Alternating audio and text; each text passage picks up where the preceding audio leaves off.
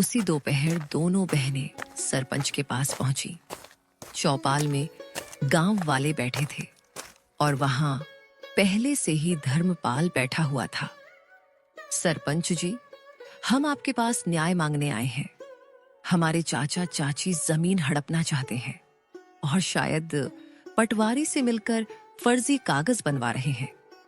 हम अनाथ हैं, इसका मतलब यह नहीं कि हम बेबस हैं। हमें अपनी माँ बाबूजी की जमीन किसी हाल में नहीं देनी।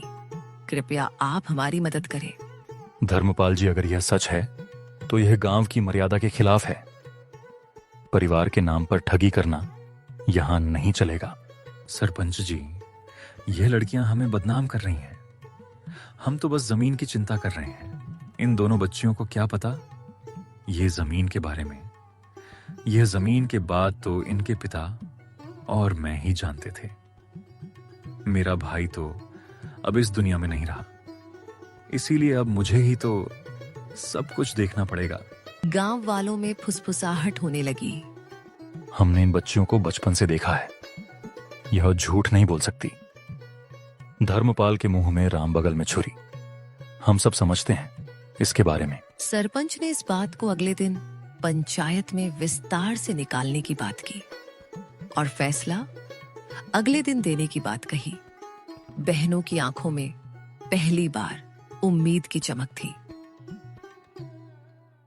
रात को झोपड़ी में दोनों बहनें आपस में बात करती हुई, दीदी क्या कल हमारा साथ देंगे गांव वाले?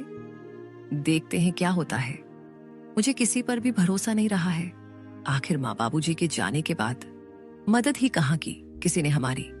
हमें बस भगवान पर भरोसा रखनी होगी। माँ बाबूजी तो नहीं है, पर उनका आशीर्वाद जरूर है हमारे साथ। आप देखना दीदी, हमारे साथ कुछ बुरा नहीं होगा। रात गहरी हो चली थी।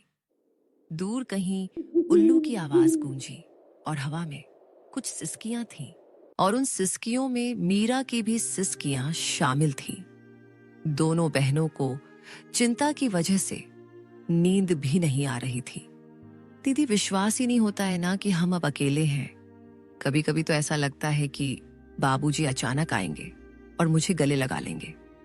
हाँ मीरा, मुझे भी उनकी कमी खटकती है, लेकिन तू चिंता मत कर, मैं हूं ना। जब तक मैं जिंदा हूं तुझे किसी चीज की कमी नहीं होने दूंगी। लेकिन दीदी, जब माँ बाबूजी गए तब सबने कहा था हम हैं तुम्हारे साथ।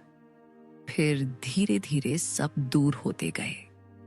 चाचा चाची तो जैसे बस हमारे हिस्से की जमीन के लिए ही हमारे करीब थे। ज्योति की आंखों में आंसू थे, लेकिन उसने उन्हें छुपाया। उसे अपनी बहन के सामने कमजोर नहीं पड़ना था।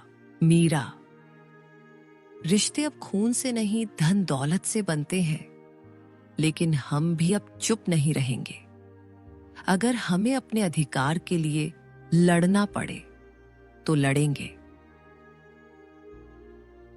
सुबह होते ही गांव में एक अफवाह फैल गई कि धर्मपाल अब पंचायत से कहकर जमीन अपने नाम करवाने की तैयारी कर रहा है। गांव की गलियों में लोग कान्हा फूंसी करने लगे। अरे सुन सुग्गो, धर्मपाल ने तो कमाल कर दिया। अपने ही भाई की बेटियों को बेघर करना चाहता है। हाँ काका, कैसा रिश्तेदार है। अपने ही भतीजों को बेघर करने में तुला हुआ है।